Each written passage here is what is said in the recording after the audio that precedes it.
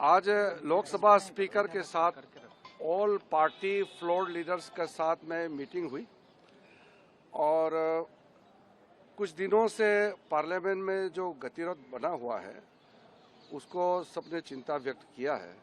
हमने भी कहा है कि भारत के संसद में सब लोग चुने हुए जितने भी प्रतिनिधि हैं अपना बात रखने के लिए आते हैं और पार्लियामेंट इतना दिन तक नहीं चलना और जनता का पैसा नुकसान करना ये ठीक नहीं है।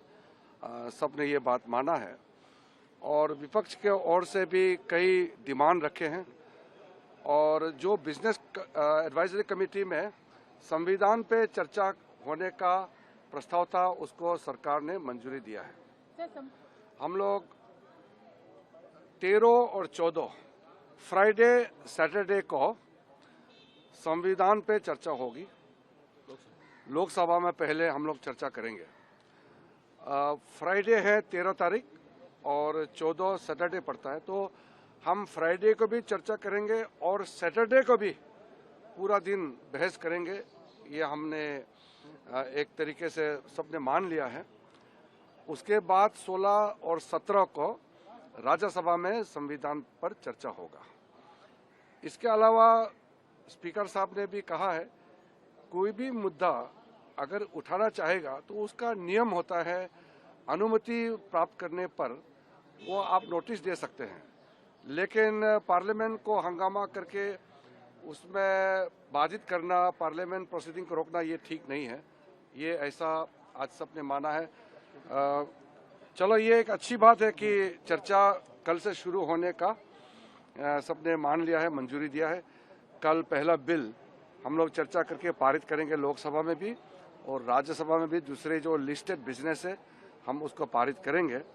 मैं फिर से अपील करना चाहता हूं, जितना भी अपोजिशन पार्टी के सांसद है, जितना भी अपोजिशन पार्टी के लीडर्स है, सबसे अनुरोध है कि जो आज एग्रीमेंट हुए हैं और पार्लियामेंट चलने के लिए तैयार हुए हैं, हम सब मिलकर के पार्लियामेंट को अच्छा से चलाएं।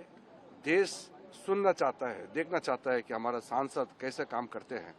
इसलिए कल से सुचारू रूप से पार्लियामेंट चलेगा, ऐसा एग्री हुआ है और ऐसा ही चलेगा, मुझे पूरा उम्मीद है।